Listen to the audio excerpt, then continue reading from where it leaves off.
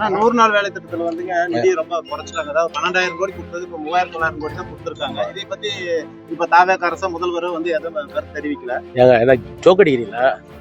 அவர் எதாவது வாங்கிட்டு வந்திருக்காரு. புளியம்பட்டி மற்றும் இதர பஞ்சாயத்துகளில் நாடாளுமன்ற உறுப்பினர் மேம்பாட்டு திட்டம்,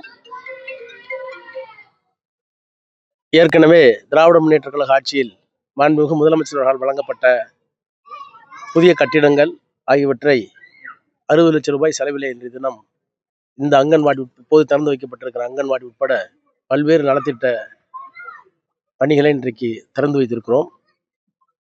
திராவிட முன்னேற்ற கழகத்தின் சார்பில் நாடாளுமன்ற சட்டமன்ற உறுப்பினருடைய பணிகளை தொடர்ந்து தொய்வின்றி நடத்திட வேண்டும் என்று திராவிட முன்னேற்ற கழகத்தினுடைய தலைவர் முன்னாள் முதலமைச்சர் அவர்கள் மாண்புமிகு முத்துவேல் கருணாநிதி ஸ்டாலின் அவர்கள் தொடர்ந்து வலியுறுத்தியதை அடுத்து எங்களுடைய சுற்றுப்பயணத்தை இன்றைக்கு தொடங்கியிருக்கிறோம். நாளை தினம் நீலகிரியிலே நடைபெறுகின்ற பல்வேறு பணிகளை எங்களுடைய நாடாளுமன்ற உறுப்பினர் நிதியிலே தொடங்கப்பட்டிருக்கிற பணிகளை தொடங்கி வைத்திருக்கிறோம். ஏறத்தாழ இன்றைக்கும் நாளைக்கும் ஏறத்தாழ 1 கோடி ரூபாய் செலவில் பல்வேறு கட்டிடங்களை திறந்து வைக்க இருக்கிறோம். அதற்காக முன்னாள் முதலமைச்சர் அவர்களுக்கு என்னுடைய நன்றியை அந்த நேரத்தில் தெரிவித்துக் கொள்கிறேன். 100 நாள் வேலை திட்டத்துல வந்துங்க நிதி ரொம்ப குறைச்சிட்டாங்க. அதாவது 12,000 கோடி கொடுத்தது இப்ப 3,900 கோடி தான் கொடுத்துருக்காங்க. இதை பத்தி இப்ப தாவேக அரசு முதல்வர் வந்து எதுவும் கருத்து தெரிவிக்கல. ஏங்க எனக்கு ஜோக்கடிக்கிறீங்களா?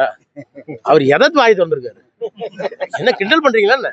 அவர் எதை வாயை திறந்திருக்காரு, இதை பத்தி பேசலங்க. அண்ணாமலை புதுசா ஏன் சார்? அண்ணாமலை வாழ்த்துக்கள். எங்க தலைவர் சார் இந்த கூட்டணியில வந்து கூட்டத்துக்கு கலந்து அதே தலைமைகளை அறிவிப்பு கொடுத்துருக்காரு. பிளே ஸ்டோர் மற்றும் ஆப் ஸ்டோரில் இருந்து பாலிமர் செயலியை QR கோடு மூலம் பதிவிறக்கம் செய்யுங்கள். செய்திகளை உடனுக்குடன் பெறுங்கள்.